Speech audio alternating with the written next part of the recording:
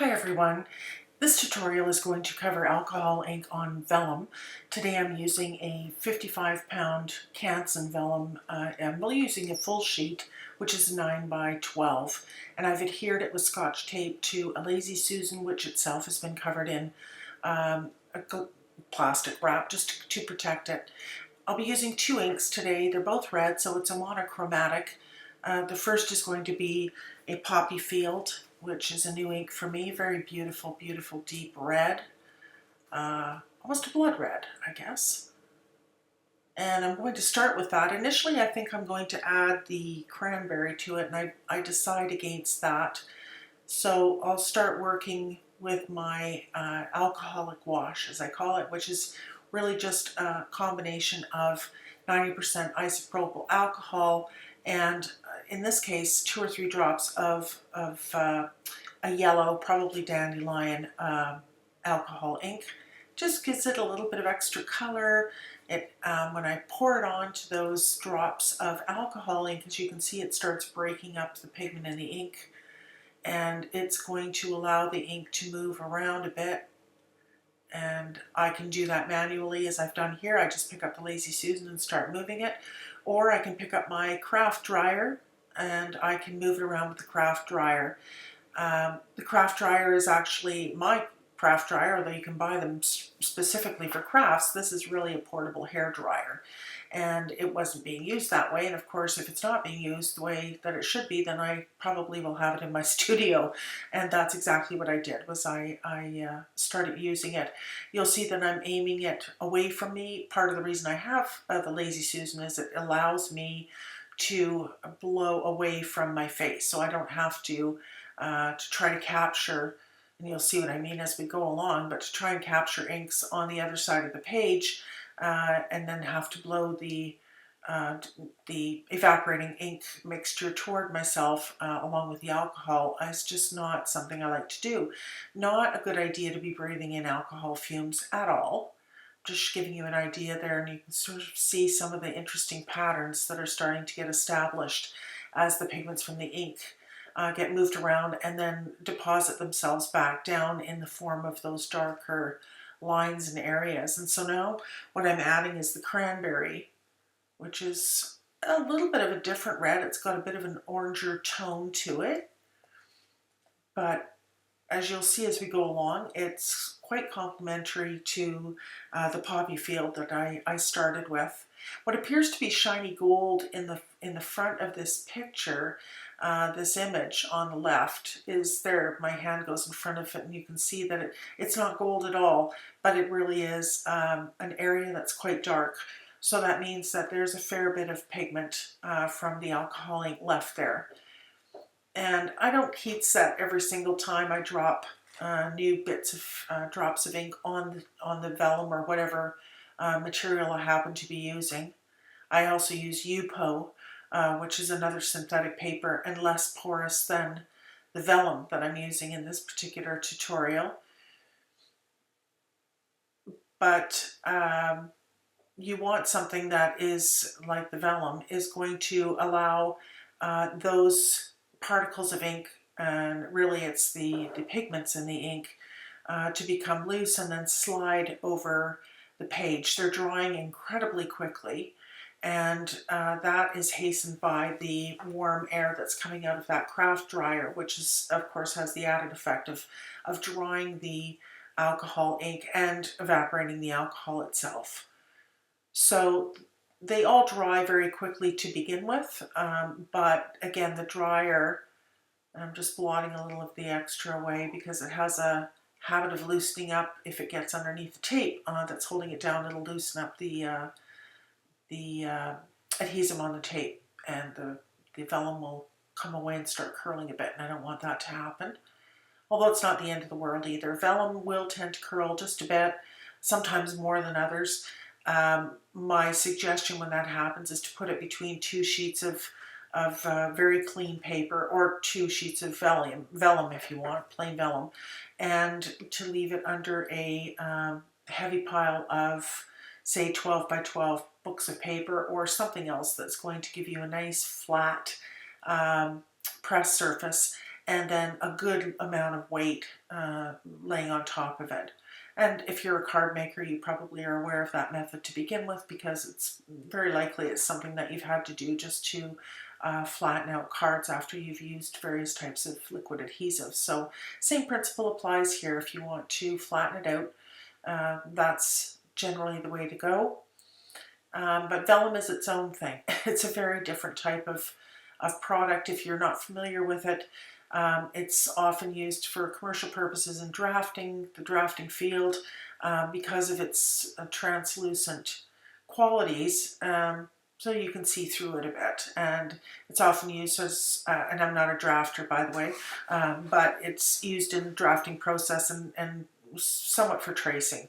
But it holds inks very well. As I said, it's a little bit porous, but it really is a synthetic paper, so it's got plastic in it, and it in general it holds up very, very well to these inks and also to the alcohol that's poured on it. But unlike water, which has a habit of sinking into paper, if we're using a wood fiber paper, this is a completely different thing, because the alcohol is not really seeping in as much, but it's probably, when it's dropped on this type of paper over and over again, it probably does have the effect of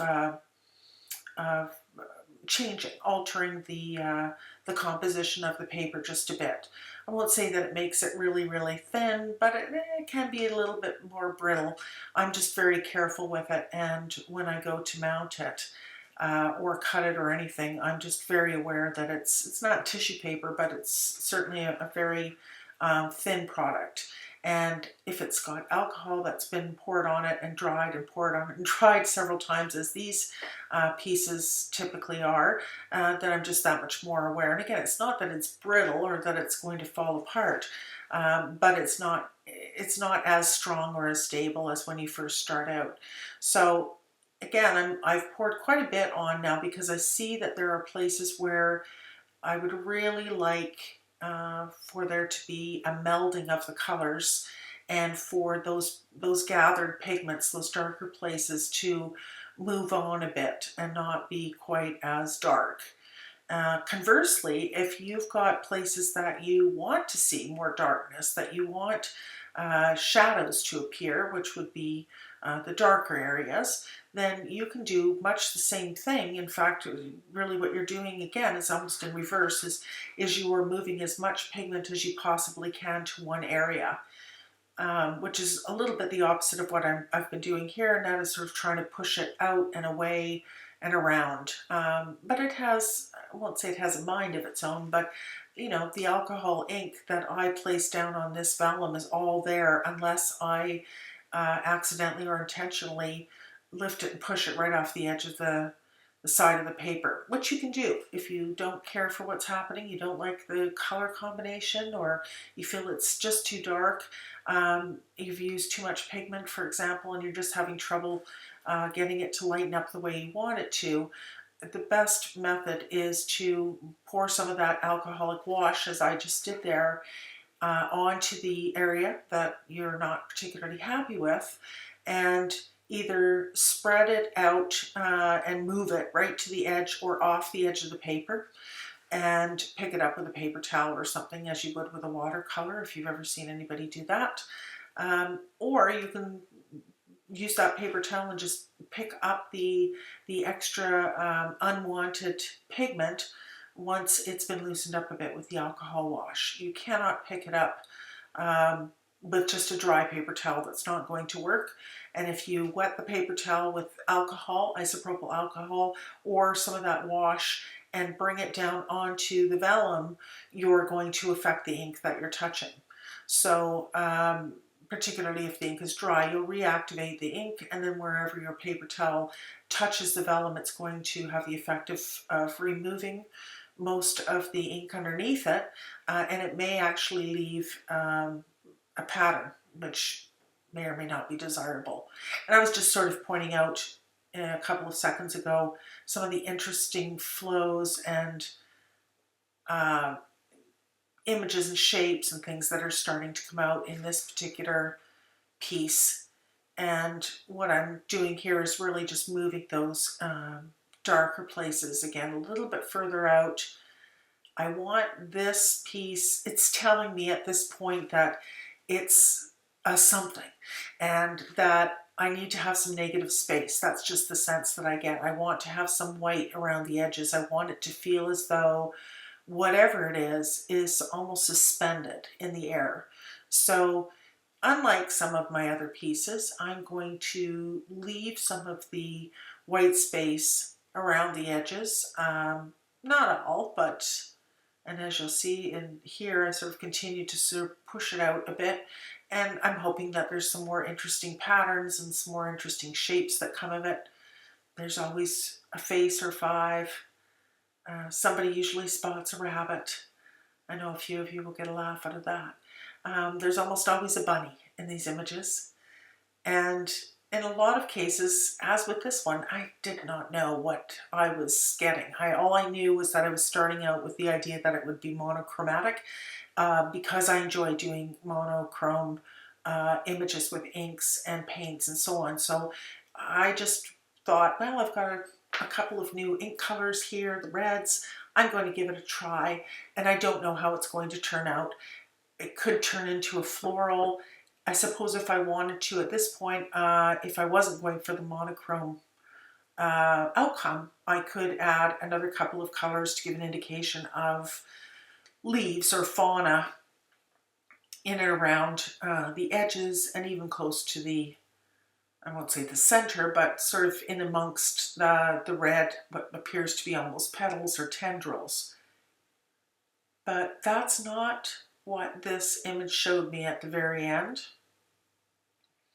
And what ended up happening, as it often does with these images, is that I finished the video. I just had a sense again, and I really, I don't know how that happens, but it just does. Something tells me I need to stop. And that is the trick of these things, by the way, is to know when to stop. There is no hard and set rule. You could work them for hours. Frankly, the ink's not going to go anywhere. It's going to stay on this vellum, as I said, unless you push it off intentionally. But if you're not interested in doing this for hours and hours, what you really should do is stop every once in a while. And as I was just saying, what I did with this image and what I've done in the past is I stopped. I used a couple of different types of lighting. I took a couple of photographs. I walked away. I looked at the photos, and then I adjusted them with the software that I have on my computer and on my camera so that I could crop it and really focus on the image. I could turn the image around so I could see it from different vantage points. And although I do that while I'm working on it on the Lazy Susan, I confess that with the lighting that I'm using and so on, I can't necessarily see every detail. I don't necessarily look at it as I'm working on it and feel every time that I know exactly what the image is going to be. And so in this case, I took a picture. I took actually 2 or 3 pictures in different light, as I mentioned. I walked away, I fiddled around with them a bit, I adjusted them, cropped them, I added a little bit of light and probably played with the shadows and so on, just to get the image to look as the picture, to make it look that as close as possible to what it looked like in real life. And then as I flipped it around on the camera, I started realizing in this particular one that, gee, it looks like 2 hearts, as in not the hearts as a heart shape, but in the lovely organs that beat inside our bodies for our entire life. And you can almost see the chambers, the aortas. They're probably larger than they would be on a heart, but that was the image that came to me, was 2 hearts sitting together, and it looked like they were aflame. They were on fire. And so that became the name for this particular piece. And every time I look at it now, of course, that's exactly what I see. You may, if you are looking at this image, especially as a still, you're probably going to see all different kinds of things in it. Mostly we see well, the most common thing amongst the people that often see my work in some of the Facebook groups is images of faces and images of animals and just fascinating things. It's just really interesting to me what people see. And there's almost always a bunny. So we do have a good laugh over that. I don't know that I'll see a bunny in this one. I haven't yet. But as I'm working through, and I think I'm nearly done here. Again, I'm just moving the ink around and letting it pretty much do what it wants to do. I don't have a lot of intention because the ink dries so very quickly. I really don't have a lot of time to be thinking as I'm moving it around. I'm more conscious of just letting that pigment move around as much as possible and give me as many light and shadows as I can.